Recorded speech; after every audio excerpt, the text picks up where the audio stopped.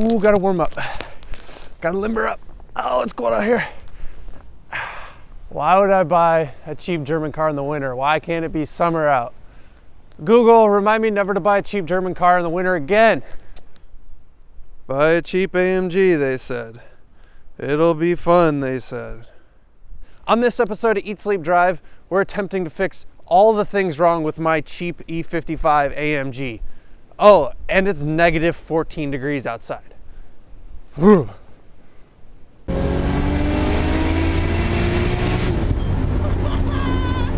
Hey guys, real quick, a shout out to our video sponsor, mycontactlensprescription.com. Everyone wants to save time and hassle, which is why we've seen a rise in subscription services for everyday items such as razors and coffee. Well, guess what? These guys are now bringing contact lenses directly to your door. They're big fans of the channel and they help make videos like this possible. Check them out at mycontactlensprescription.com. Welcome to another episode of Eat, Sleep, Drive, guys. And I definitely picked a hell of a time to buy a broken car. Like, I don't understand why I just didn't do this in the summer when it wasn't so unpleasant outside. But alas, here I am with a broken AMG and it's negative 14 degrees outside. I'm sure everyone in the northern states can relate to me right now.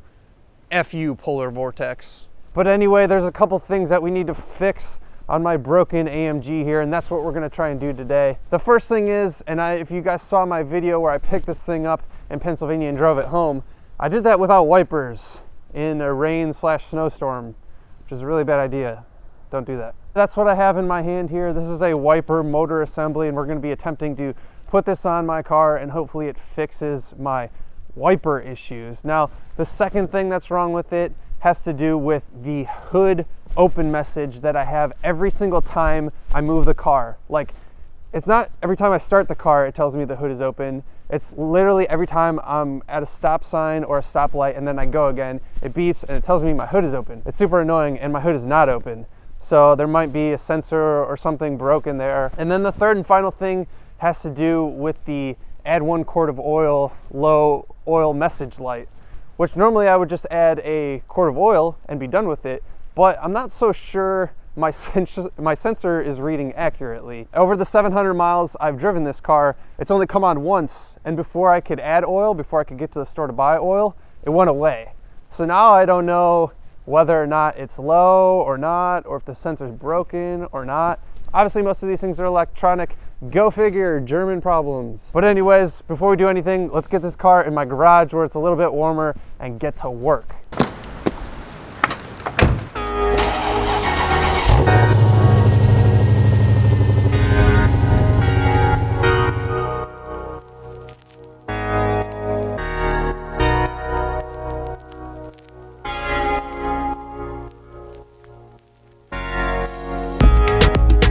Okay, well, where do we start with this broken Mercedes? I think the first thing that we should try and tackle are the wipers, because number one, that's probably gonna be the most involved job, and number two, it's probably the most important. You kind of need wipers. Now, as I'll show you, the previous owner had these go out, he was gonna replace them, so he kind of started taking things apart. I'll show you the wiper arms are already sort of disassembled, but I'm still gonna have to take the cowl off, and then we're going to take the old wiper assembly out. Now, what I have here is a $60 wiper motor and assembly all in one. Now, I could have probably just got away with buying the wiper motor itself. I couldn't find the motor really for any cheaper than that, so I just bought the whole damn assembly. This is off an 09, so hopefully it should last me for a while and be a little better served than this, which is an 04. But let's see if we can take this stuff off and get the new assembly on. Getting to the wiper assembly surprisingly isn't that bad. A few plastic pieces hold on the cowl and 3 fasteners secure the wiper assembly to the chassis.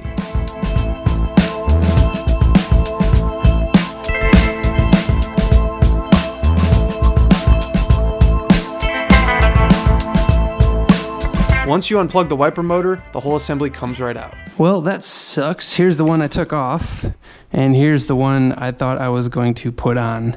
Obviously, some differences here. The assemblies themselves are similar and would probably bolt on, but obviously this plug and this plug are not anywhere near close to the same. So I trolled myself by trying to buy a newer one, which I thought would fit. So back to the drawing board for that. And through the magic of editing, we will have a new one. Boom. I had to go to the junkyard. It is the second day that I was working on this, but I got a piece that looks like it will fit, and fingers crossed that it will work. So let's throw this thing on. And oh, it was kind of a good thing that I went to the junkyard because they had a cowl which was in much better shape than mine. I showed you before, mine was all fraying here. So I picked this up for 20 bucks. So it wasn't a complete loss having to go to the junkyard. Assembly is just as straightforward as taking it apart. The only gotcha was making sure the drain catch in the cowl was connected to the drain hose, which empties under the car.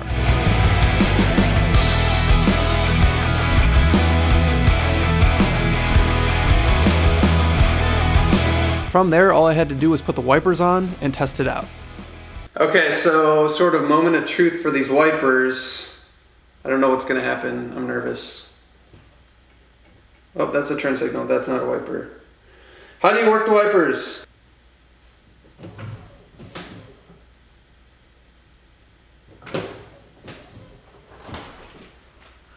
Well, something moved. I don't even know if I have these on correctly. Sure enough, they weren't on correctly, and after a few sessions of trial and error, I was ready to give it another shot. Okay, take number 3.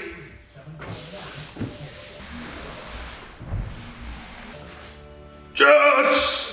Wipers! I've never been so excited for wipers in my life. Now, as far as my problem where it keeps telling me my hood is open, I'm looking at this little mechanism over here, and it's just like a little, can you hear that little lever action? And I don't know if it's bad or not, but one thing I did notice is that like this little tab is not in his home.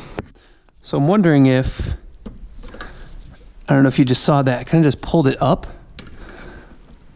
I'm wondering if that being farther down was making the hood not make contact with this little tab. So, and if that doesn't work, then I'll just bypass that switch and it will hopefully never piss me off again.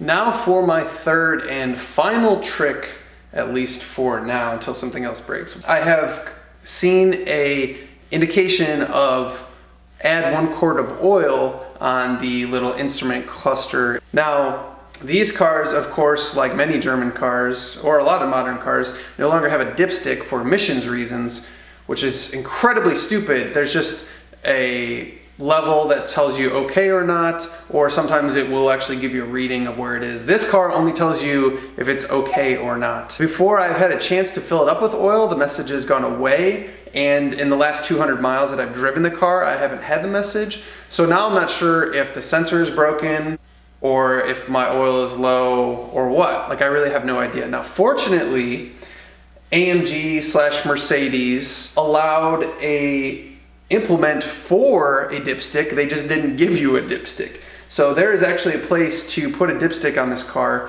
where you can physically measure the oil, which is what I'm all about. So what I went and did was I bought this on Amazon. This has literal measurement marks on it. It will tell you how many millimeters of oil are in your engine relative to obviously the oil pan. Now the catch with this is that you can't run the engine with the dipstick in, so it's sort of just like check the oil and then put your dipstick somewhere else. But that's what I'm gonna do. I've ran the car for 20 minutes and now I'm going to check the oil and see how much is actually in there. Here's the little spot for the dipstick plug, dipstick that doesn't exist. I'm gonna take my Amazon dipstick. I'll put the link for this thing in the description below. It's the cheapest one I could find. It's a very simple device and it's longer than it needs to be. That's okay. That is by design. So let's see where we're measuring here. So right at about 132 millimeters or so.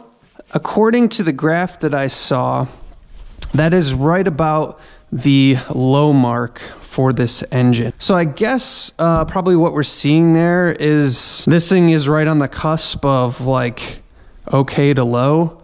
and maybe that's why I've seen the light come on and off. So I'm gonna add some oil into this to get it up to, I believe it was 168 millimeters is the very tippy top.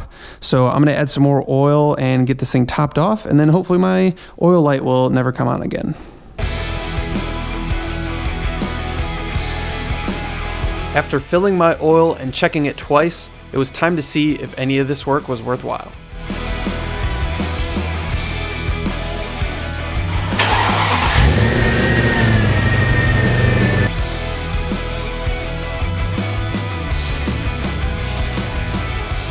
So did we fix anything else? Previously, the hood open light would come up right here every single time I went from like 0 miles an hour to 1 mile an hour or anything above. Yes, it's not coming on. So it must have just been that that sensor was out of alignment and it was messing with the trigger, saying that the hood was actually open when it was not. The car's up to temp now and I haven't gotten the add a quart of oil message. Now, I only got it once, as previously mentioned, in the entire like 700 miles I've driven this car. So that's not necessarily a positive indication that it's not gonna come back, but I'm pretty sure because the oil was just right at that kind of threshold of being just too low is the reason that why we would sometimes see it come on and then sometimes not. So I'm gonna consider that also fixed. I'm definitely happy that I have that dipstick to have around just in case I need to check the oil and make sure I'm not burning any. Well guys, I hope you enjoyed the video. I make a video like this every week. It comes out on every Friday morning. So if you enjoy the AMG content, make sure you subscribe to the channel. Let me know what you think of this thing in the comments below. I'm definitely a big fan of this AMG, especially now that I have wipers and less error messages in my face. If you guys want to follow me in between episodes, you can check me out on Instagram at Eat Sleep Drive TV. Otherwise, I look forward to seeing you on the next episode of Eat Sleep Drive.